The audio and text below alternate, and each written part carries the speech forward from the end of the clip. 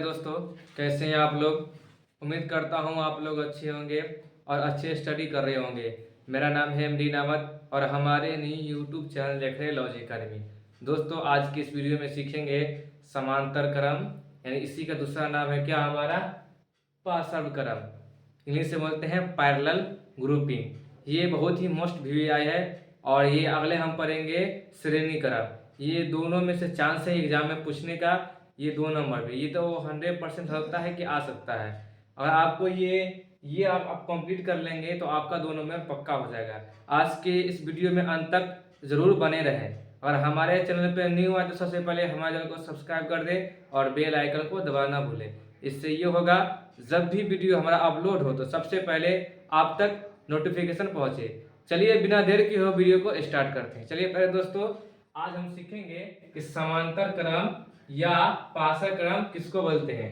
ये आपको ओम के नियम से हम इसको सॉल्व करेंगे। ये आप कर देंगे तो आपका ये 2 नंबर फिक्स हो जाएगा, बन जाएगा आपका। चलिए ओम का नियम पहले आपको हम समझा देते हैं। अचर ताप पर या किस पे, ताप पे, अचर ताप पर किसी चालक से प्रभावित होने वाली विद्युत धारा, किसी ताप पर विद्युत धारा को प्रभावित करने यानी आई के सिरों के बीच के विभवांतर मतलब भी का सीधा समानुपाती होता है। यानी किसी चालक से प्रभावित होने वाली विद्युत धारा, तो विद्युत धारा को आई से सूचित करते हैं, ठीक है ना, एम्पियर, सॉरी ना। और क्या बोलते हैं, विद्युत धारा यानी चालक से सिरों के बीच के विभवांतर मतलब भी से इसको सूचित करते हैं का समानुपाती, इसको बोलते हैं समानुपाती होता है, यानी आई समानुपाती भी। चलिए आपको बता दें कि अगर आई समानुपाती भी और आई हटता है यहाँ पे तो कुछ ना कुछ कांस्टेंट रहता है, तो आई बराबर हो जाएगा हमारा आर बटा भी। यही हमारा हो गया क्या, ये यहाँ पे आर है हमारे क्या नियतांक है, यानी आई बराबर आर बटा भी हो गया। क्यों, क्योंकि ये समानुपात आपस में क्या होंगे, बराबर होंगे। यहाँ कांस्टेंट यानी आपको समानुपाती हटाना है, यहाँ पे कुछ ना कुछ कांस्टेंट रहता है। यहाँ पे आर हमारा क्या है, एक नियतांक है। तो ये आपका ये ओम का नियम है। और आपको ये लगता है कि ये क्वेश्चन जो महत्वपूर्ण है, सॉरी ये टॉपिक महत्वपूर्ण है, तो ये एग्जाम में आने का चांस है। ये 2 नंबर में ओम का नियम का सत्यापन कीजिए और आपको इसको 5 मिनट पूछा जाए तो इसको बोलेगा व्याख्या कीजिए फिगर के साथ, तो आपको फिगर के साथ करना होगा। चलिए ओम के नियम से ये आपका हो गया। ओम का नियम से ये आपका क्या होगा, समांतर क्रम और पार्श्व क्रम क्या होगा, ये सॉल्व होगा। इसलिए हम ओम का नियम यहाँ पे आपको बता दिए हैं। चलिए आपको बता दें, ये आप लोग फिगर देख रहे हैं ना, ये क्या है, समांतर क्रम या पार्श्व क्रम का फिगर है। चलिए यहाँ पे ना हम क्या लिए, ये एक बैटरी है, ये हमारा हो गया बैटरी, ठीक है ना।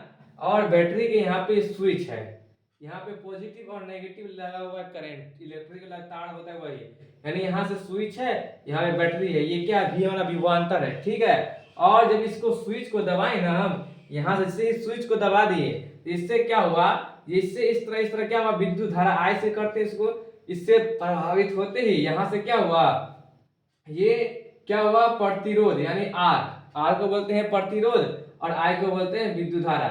ये यहाँ से गया और यहाँ से कट करके और नीचे से कट करके यहाँ से सीधे कट करके फिर वापस यहीं तक आ गया। ये आपका समांतर क्रम का फर्स्ट फिगर है। आप लोग देख सकते हैं यहाँ पे इस लाइन को बोला गया है I2 और इस लाइन से जो निकला है, इस लाइन से ये I1 और इस लाइन से निकला I3, यानी I1 I2 I3। I hope समझ गए होंगे। जैसे ही यहाँ पे विद्युत धारा पास हुआ था तो इस तरह स्क्रॉल हुआ, यानी यहाँ पे ये क्या हुआ, प्रतिरोध हुआ, ठीक है ना। तो ये हमारा हो गया R1, इसी तरह यहाँ भी प्रतिरोध हुआ R2, यहाँ भी इसी तरह प्रतिरोध हुआ R3, और यहाँ से इस पॉइंट से यहाँ तक आप इसको मान सकते हैं ए भी, ए और ई बी बिंदु को बी मान सकते हैं। और यहाँ से फिर धारा प्रभावित होकर के वापस चला आया, यानी क्या कि ये एस मतलब स्विच है, स्विच को क्लिक किए दबाए, यहाँ पे क्या है विभवांतर, इससे यहाँ होते हुए विद्युत धारा प्रवाहित होते हुए यहाँ से कन्वर्ट हो गया, यहाँ से विद्युत धारा क्या हुआ, इसमें स्क्रॉल हुआ यहाँ पे और फिर वापस घूम के यहीं पर आ गया। लेकिन यहाँ पे जो घटना हुआ, यहाँ पे विद्युत धारा हुआ घटना और यहाँ पे प्रतिरोध है, यानी I1 चीन हो गया I2 और ये I3, और ये घटना हुआ जो R1 R2 और R3। आई होप समझ गए। चलिए सेकेंड फिगर में देखते हैं। सेकेंड फिगर में क्या किए, यहाँ पे स्विच पे क्लिक किए, ठीक है ना। करने के बाद यहाँ से बैटरी, जो यहाँ पे बैटरी ना, ये बैटरी है, यहाँ से जब विद्युत धारा प्रवाह किए, धारा को ये सब यहाँ पे क्या किए, क्लिक की, करने के बाद विद्युत धारा प्रवाह हुआ, तो होते होते यहाँ से क्या हुआ, एक समतुल्य प्रतिरोध जब दिखाई दिया, इसको प्रभावित किए तो एक समतुल्य प्रतिरोध बना, जिसको हम बोलते हैं आरपी। इसको फिर वापस होते होते नीचे फिर आ गया, सॉरी यहाँ से आ गया, ठीक है, फिर धारा नीचे तक आ गया। अब चलिए आपको ये जिस तरह ये फिगर बतलाया गया है उसी तरह यहाँ पे करना है।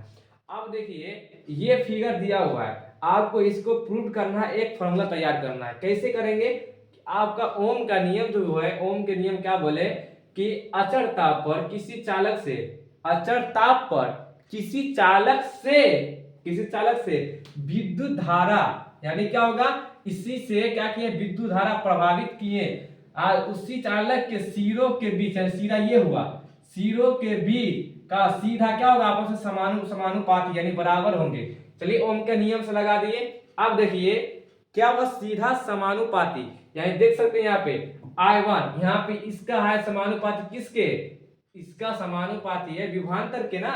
आप देख सकते हैं यहाँ पे कि विद्युत धारा चालक के सिरों के बीच विभवांतर का सीधा समानुपाती, भी विभवांतर मतलब ये भी समानुपाती। आप देख सकते हैं यहाँ पे जब विद्युत धारा प्रवाह हुआ तो ये क्या हुआ, ये आपस में समानुपाती बराबर में, या तीनों हुआ।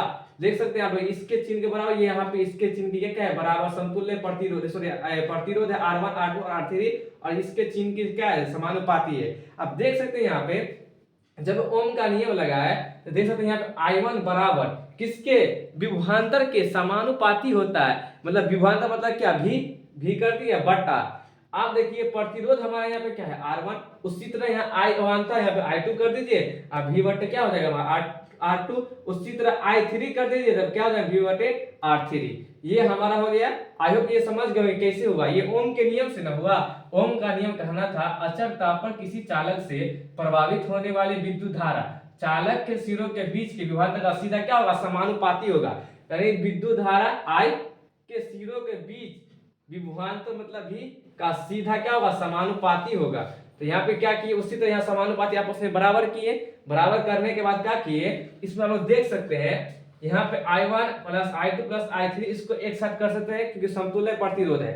आप देख सकते हैं यहाँ पे I बराबर किए यहाँ पे, यानी विद्युत धारा, यानी यहाँ पे विद्युत धारा प्रभावित कर रहे हैं। ये तो आपका ओम के नियम से हो गया। अब I बच गया हमारा, I बराबर इसको लिख सकते हैं I1 plus I2 plus I3। क्यों, जब इसको बराबर कर दिए तो इसका और इसका मान तो ये हुआ V बटे R1 V बटे R2 V बटे R3। तो इसका मान पुट करने के लिए इसको कर सकते हैं ना, I1 plus I2 plus I3, सबको जोड़ सकते हैं, योग कर सकते हैं। देख सकते हैं I बराबर I1 का वैल्यू कितना था, V बटे R1 प्लस ये कर दिए, और उस पर I2 का वैल्यू कितना था, V बटे R2 प्लस आप देख सकते हैं I3 का वैल्यू कितना है, V बटे R3। ये समीकरण फर्स्ट हो गया। देख सकते हैं समतुल्य प्रतिरोध हमारे क्या हो जाएंगे, RP। अब जैसे ही आपको बताएं यहाँ पे स्विच दबाएं यहाँ बैटरी से, और विभवांतर से होते हुए विद्युत धारा प्रवाहित हुआ, और एक स्क्रॉल करता हो, उसी को नाम दिए समतुल्य प्रतिरोध। कौन हो गया हमारा, आरपी। तो आरपी जो है समतुल्य प्रतिरोध होगा, इसलिए यहाँ पे लिख दिए आरपी समतुल्य प्रतिरोध। पुनः ओम के नियम से लिखना बहुत जरूरी है, ये नहीं लिख सकते, आपका नंबर कम हो सकता है मिलने का। पुनः ओम के नियम से लगाएंगे तो क्या है कि अचर ताप पर किसी चालक से प्रभावित होने वाली विद्युत धारा विभवांतर के सीधा क्या होता है, समानुपाती। ऐसा यहाँ से विभवांतर से किए और इसके क्या होंगे, समानुपाती। आप देख सकते हैं ओम के, पुनः ओम के नियम से लगाए तो I बराबर, यानी इसका I का मान बराबर क्या हो जाएगा, विभवांतर के V बटे RP। यहीं से नहीं हुआ, विभवांतर के सीधा क्या हुआ, समानुपाती। यानी विद्युत धारा तो क्या हुआ, विद्युत धारा क्या I हुआ, समानु मतलब बराबर किए, विभवांतर मतलब भी, विभवांतर इससे ना बात किया जा रहा है भी। आप समतुल्य प्रतिरोध को हुआ समानुपाती आरपी कर दिए। समीकरण सेकेंड। आप देखिए यहाँ पे समीकरण 2, ये 2 का मान जो है फर्स्ट में रखने पर हमारा क्या होगा, फॉर्मूला तैयार हो जाएगा। देखिए समीकरण हमारा ये हमारा फर्स्ट है I बराबर V बटे R1 प्लस V बटे R2 प्लस V बटे R3। सुनिए आपको बता दे कि आप पे क्या कीजिए, यहाँ पे आपका समीकरण 2 का मान समीकरण 1 में रखना है, तो यहाँ पे समीकरण 2 लिख दिए। आप समीकरण 2 का मान इसमें रखते हैं 1 में। तो I का वैल्यू यहाँ पे कितना निकाले, I का वैल्यू इस तरह कर सकते हैं, इस तरह लिख दें आपको हम आपको यहाँ से थोड़ा इरेज कर देते हैं, यहाँ पे आपको लिखने में आसान हो जाएगा। चलिए यहाँ पे इसको हम मिटा सकते हैं फिगर को। ये आप फिगर को बनाना मत भूलिएगा, इसे बहुत ही, और ये आप फिगर नहीं हो तो आपका नंबर कम मिल सकता है, ठीक है ना। आप इसको प्रैक्टिस कर लीजिएगा। चलिए आपको बता दे कि यहाँ पे आई का वैल्यू यानी ये समीकरण 2 का मान समीकरण किस में रखेंगे, 1 में। समीकरण 2 हमारा क्या है, आई बराबर v बटे आर पी, यानी समीकरण 2 ये हमारा है और इसमें 1 में रखना है, यानी 1 लिख दें यहाँ पे। अब आई का मान कितना निकाले, v बटे आर पी।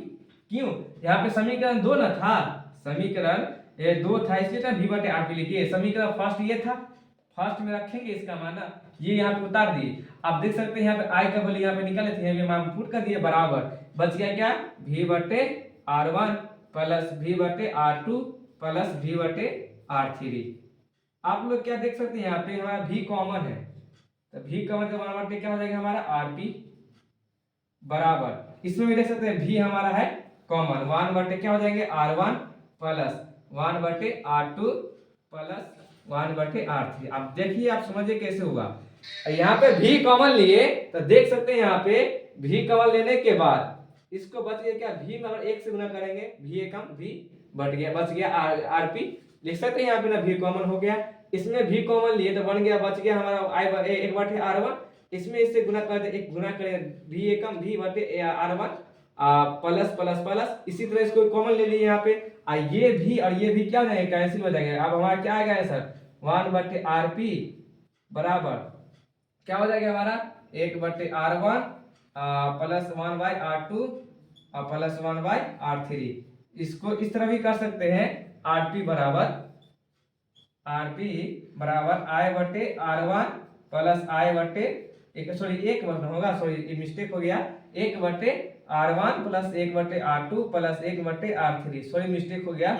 ये आपका हमारा यही हुआ, यही सिद्ध करना था, यही सिद्ध करना था समांतर क्रम यानी पार्शल क्रम। ये सिद्ध कर देंगे तो हमको चांस है आपको 5 नंबर या 2 नंबर पूछे आप इसको बना दीजिएगा, यही सिद्ध करना था। आप एक बार स्क्रीनशॉट ले सकते हैं। चलिए आप इस पे ओम के नियम पे आपका क्वेश्चन दिया जाएगा, ऑब्जेक्टिव में या सब्जेक्टिव में किस तरह बनाना है। चलिए हम क्वेश्चन को समझते हैं।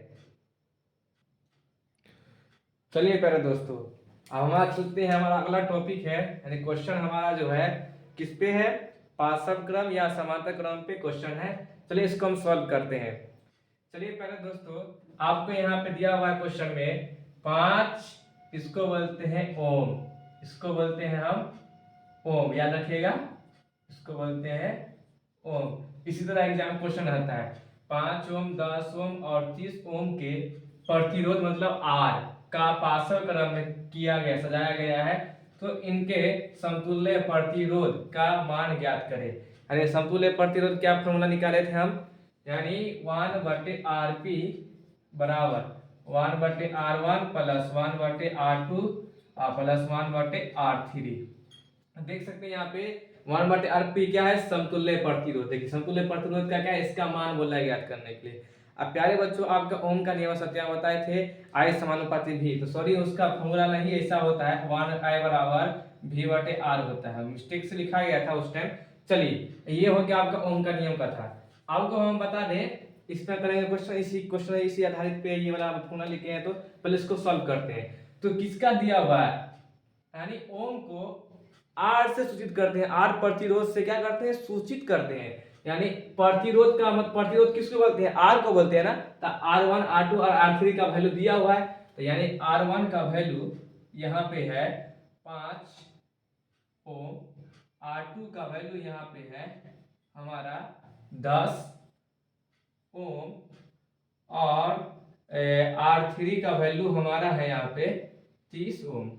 कितने ओम, 30 ओम। अब चलिए सबका मान क्या करते हैं, इसका समतुल्य प्रतिरोध 1 बटे आर पी का वैल्यू निकालना है, मान निकालना है। ये आपके सब्जेक्टिव में रहता है 2 नंबर में, ऑब्जेक्टिव में भी हो सकता है, तो आप इसको सॉल्व कर दीजिएगा। यानी आर वन का वैल्यू यहाँ पे मान पुट करते हैं, 1 बटे आर वन का वैल्यू है 5 प्लस आर टू का वैल्यू यहाँ पे है 10 प्लस और आर थ्री का वैल्यू यहाँ पे 30। क्या आप सभी को एलसीएम आता है करने, तो चलिए इसको हम एलसीएम करते हैं, 5 10 और 30 का एलसीएम करेंगे, 5 का 5, 5 का 10 और क्या होगा 5 6 30, 2 का 2 हो जाएगा हमारा, तो दिया 6, 5 का 10 दिया 30 हमारा हो गया एलसीएम 30।